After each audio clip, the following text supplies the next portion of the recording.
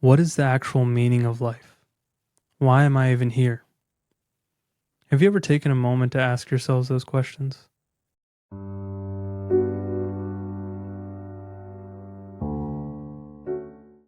When I was growing up, I grew up in a really devout Christian family. I learned all the basic Bible stories, commandments, and things like that. And for a while as a kid, it, gave me some meaning and I would kind of go about my life, didn't really question much.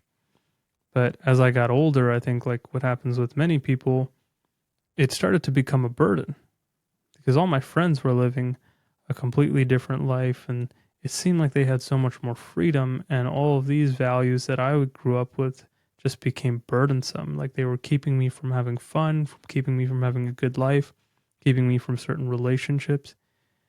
Why would I want that? Why would I want something that's making me less free? So that element of freedom became so important to me that I just kind of let religion go. So I just started to kind of do my own thing, basically pursued what would help me progress in life, maybe become more popular, what felt good, what got me the relationships I wanted, what got me the success I wanted. And as I went about doing that, it felt really good. Felt like I had finally freed myself of this burden.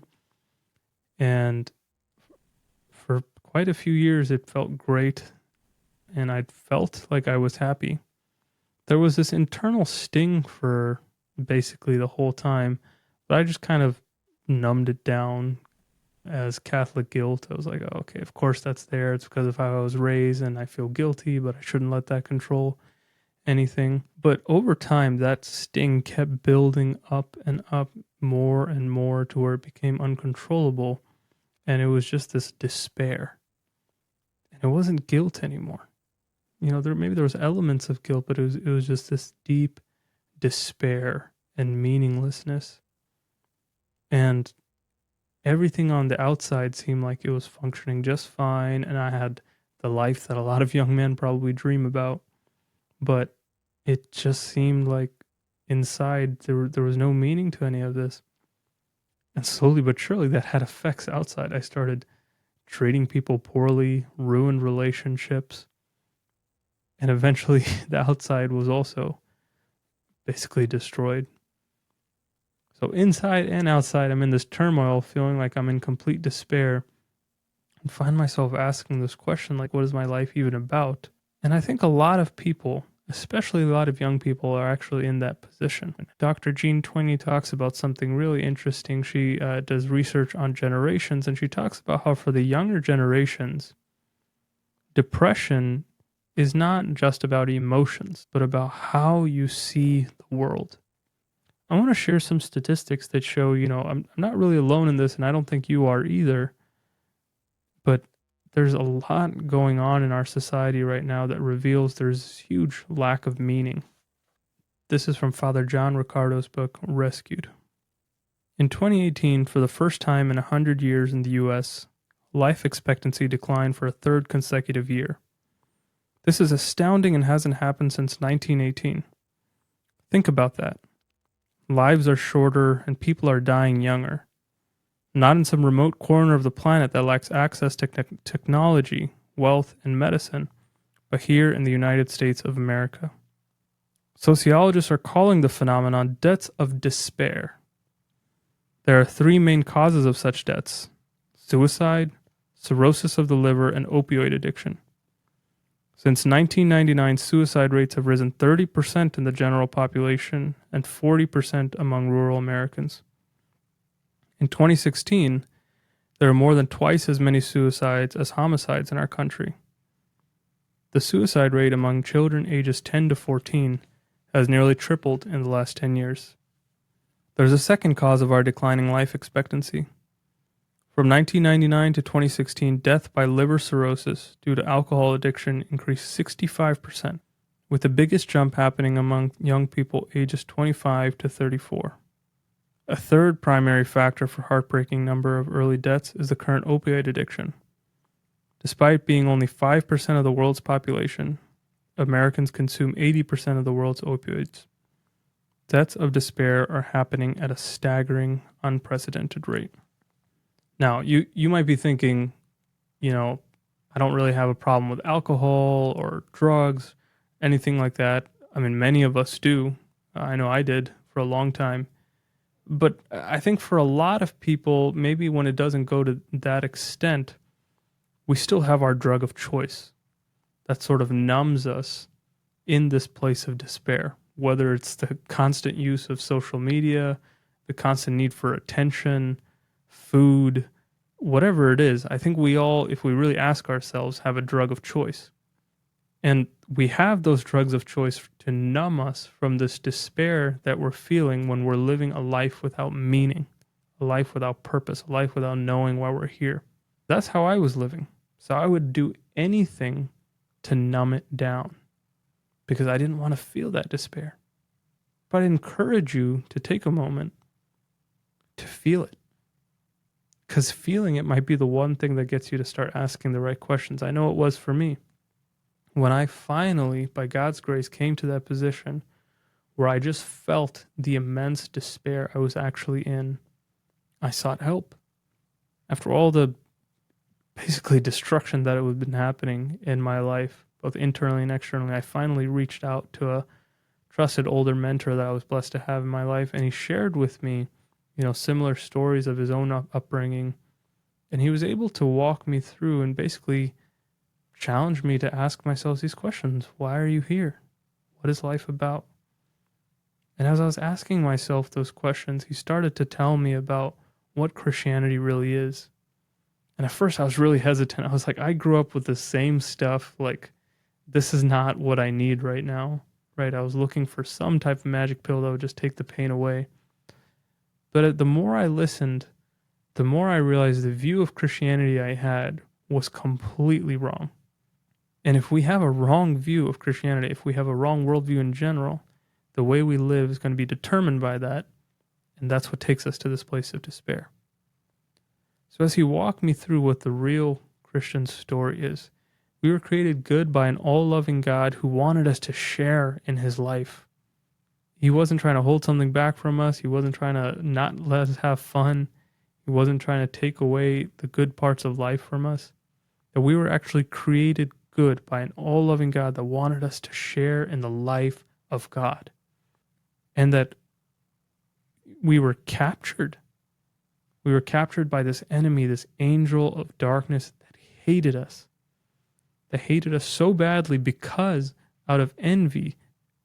That hated us so bad out of envy because of the gift that God had given us. And he didn't want us to have that. So he started to lie to us and say, God doesn't really want to give you a good life. God doesn't really want you to be happy. God just wants you to follow a bunch of rules or you're going to hell. He started to tell us lies about the fatherhood of God. God's not really a good dad. He's not going to be there for you. He was never there for you and when you needed him. He tells you all these things, all these lies, because he's trying to take you away from the glory that you were made for.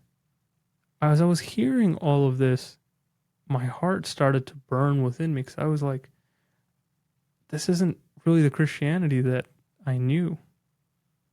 But this is making sense, right? That I felt like as a child I was created good, felt like there was a lot of goodness, and then things just kind of started to go really seriously wrong.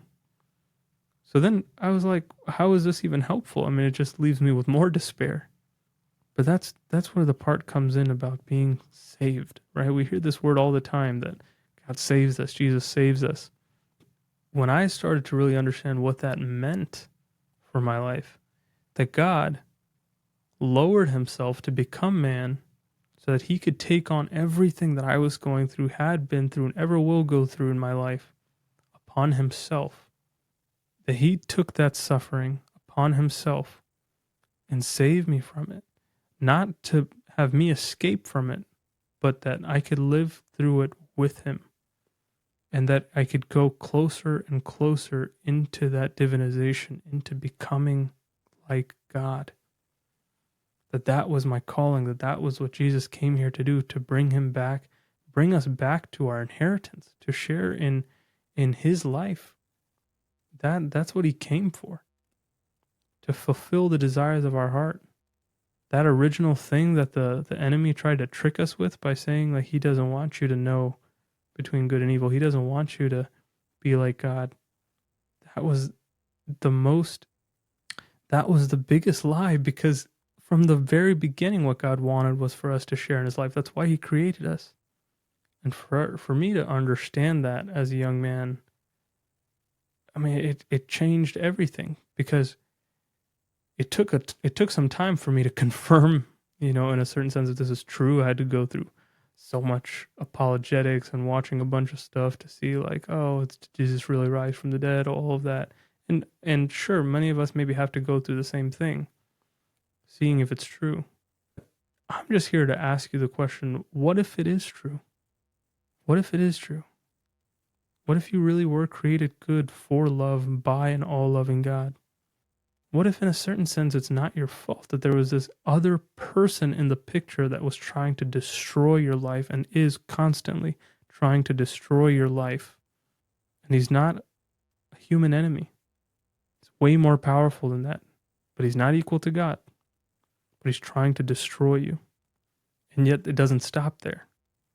God became man, became human, became like you to save you from that enemy and to bring you into his life. What would that mean for you? It can't just be something that, if it's true, we're just like, oh, nice, and move forward with our life. If it's true, it should change every single aspect of our life: why we live, how we live, who we are in relationship with, why we do the things that we do. We should know that God has given us the power to share in his life, and we're not alone in it. It's not a matter of, okay, now we know this, now I have to go follow a bunch of rules to get that. No. He became human to invite us into that and to bring us into that. He's going to bring us there. We're not going to do it on our own merit. And that changes everything. So I'd invite you to reflect on that. Brought up a few questions already, and maybe it's good to just sit with those. Why are you even here? What's the ultimate meaning of life? What would it mean if the Christian proposal, the true Christian proposal, was true? It changed everything for me. Because in all my imperfections that are currently still there, I know that the reason I'm living is to share in the life of God. And if I can believe that, then everything I do has meaning. And if I can believe in his mercy, then even when I fail, I know I can get right back on that track to partake in the life of God.